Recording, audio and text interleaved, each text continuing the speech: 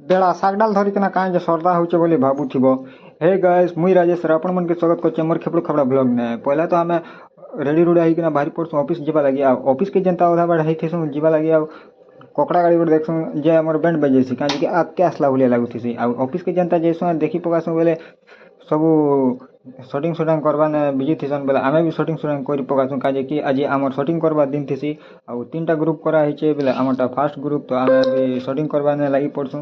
ଆଉ ଦେଖିପାରୁଥିବ ସଟିଂ ସୁଟାଂ ସରି ଯାଇସି ବେଲେ ଆମେ ବାହାରି ପଡ଼ସୁଁ ରନ୍ ସିଟ୍ ମାରିକିନା ପାର୍ସଲ୍ ଦେଇଯିବା ଲାଗି। ଆଉ ପାର୍ସଲ୍ ଦେଇଯିବା ଲାଗି ବାହାରି ପଡ଼ସୁଁ ବେଲେ ଦେଇକିନା ଆମେ ଆଗ୍କେ ଆଗ୍କେ ଯାଉଥିସୁଁ।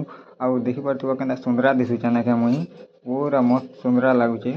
ତାର ଭାଇମାନେ ଆନି ଆସିଥିସନ୍ ବହୁତ ଦୂରନୁ ଗୁଣ୍ଡିନୁ ଆନି ଆସିଥିସନ୍ ବୋଲେ ସେମାନକେ ପାର୍ସଲ୍ ପୁର୍ସଲ୍ ଦେଇ ଦେସି। ଆର୍ ଆମର ଗାଁକେ ପଲେଇ ଆଇସି।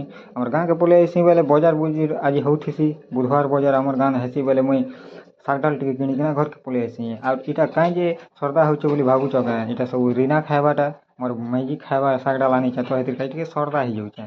ଆଉ ଆଜି ମୁଇଁ ମାରିଥିଲି 56ଟା ପାର୍ସଲ୍ ଆଉ ସେ ଭିତରୁ ମୁଇଁ ଦେଇଛେ 50ଟା। ତ କେତେ ଟଙ୍କା ଆଜି କମେଇଥିବି ଟିକେ ଗେସ୍ କରିଦେବ। ଆଉ ଦେଖିପାରୁଥିବ କେନ୍ତା ସୂର୍ଯ୍ୟ